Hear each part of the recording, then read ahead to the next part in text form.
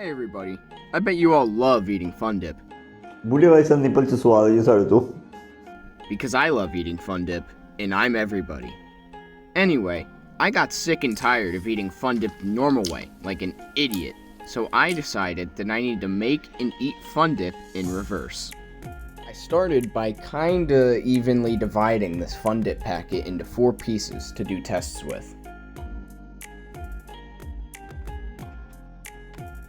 Now, it was time to add some water.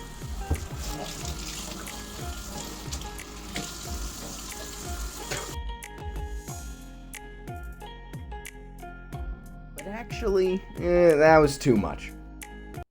I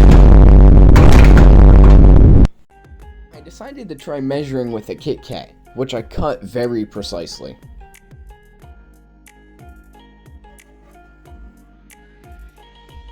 So, I opened up the next bag and I got to work. I attempted to measure out some water with the Kit Kat, but that didn't go so well, it just absorbed it. I tried widening the hole, but that didn't really do anything. I ended up going back to the 1/8 teaspoon thing and just using like a little bit of it. I don't really remember how much I used for this.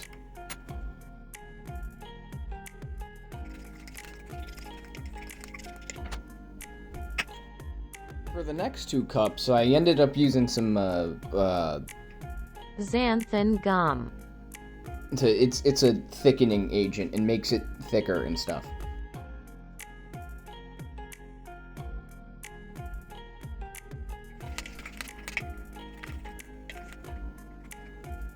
Next up, I took them out of the containers, got them ready to go in the oven.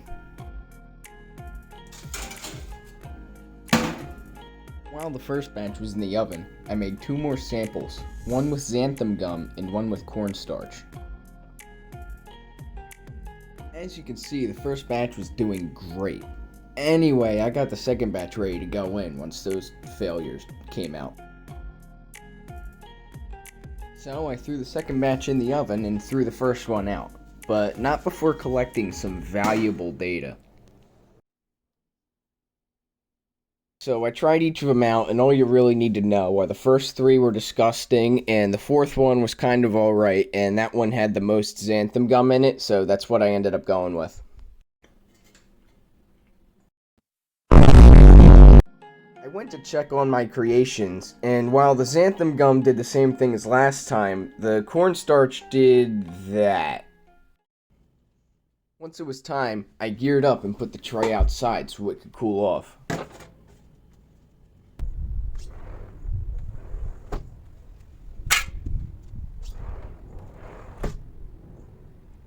So I did my next taste test, and the one with the xanthan gum came out pretty good. It was just like a normal hard candy. But that's not what you're here for. You're here for this.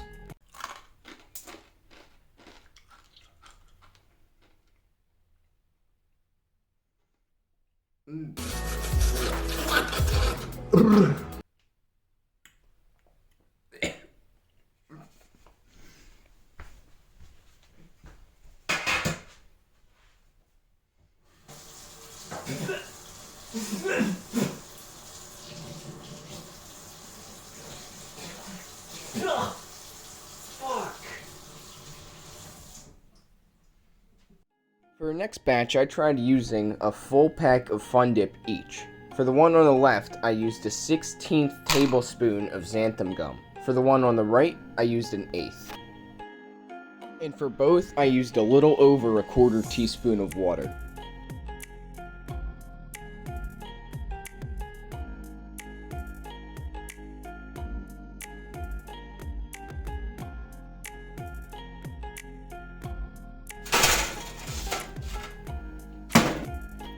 So, 20 minutes in, and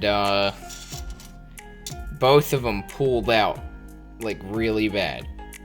And I think that's just because I used more this time, so there was more to spread out across the tray.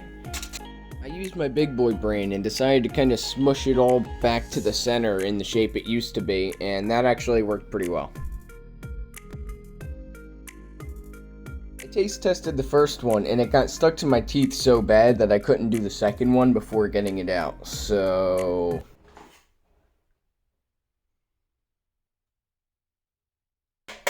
and the second one came out great. That scientifically proved that more xanthan gum is always better. Smells kind of like vinegar.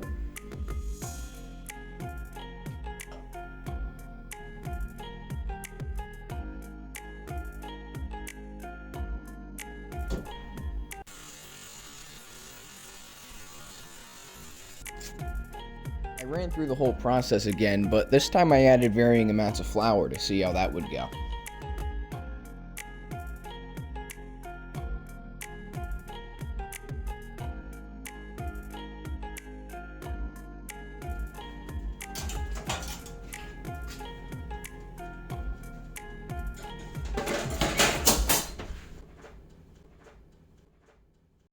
Then I got this pepper thing to use as a mold, so I made more to use for that.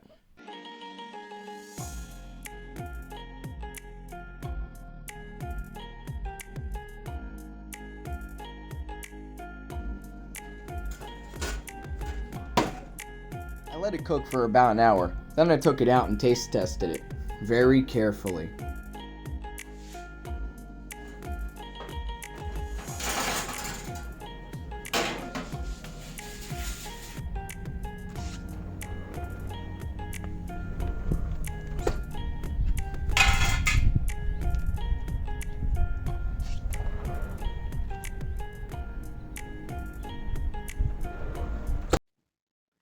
And then it was time to eat again. I'm going to be testing out this pepper that is stuck inside the mold. So.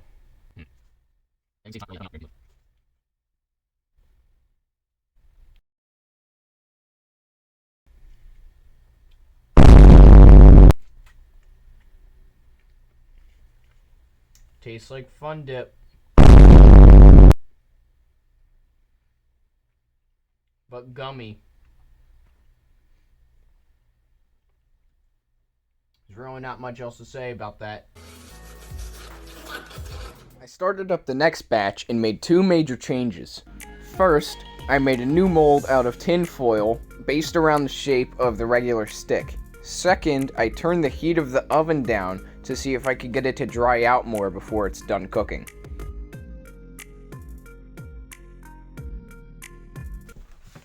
Well, it's done. I'm in like the 5th outfit of this video, and yeah, it's finished. So here's the stick. It's a little more crystallized than I would like. If any of you have a suggestion of how to make it chalky, maybe I'll make a part 2 to this. But I couldn't figure out how to do that. So, and I have my Fun Dip stick powder here. Test it out.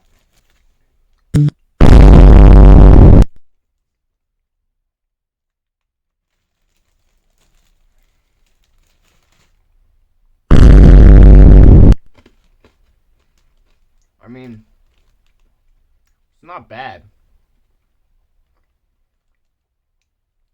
It's just not good either. The end.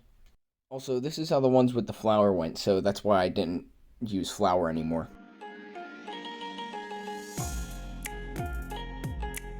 Hey, guess what? My friend, yeah, that guy. He made the song that I use in the video, so you should go check that out. He also has a song about broccoli gang violence.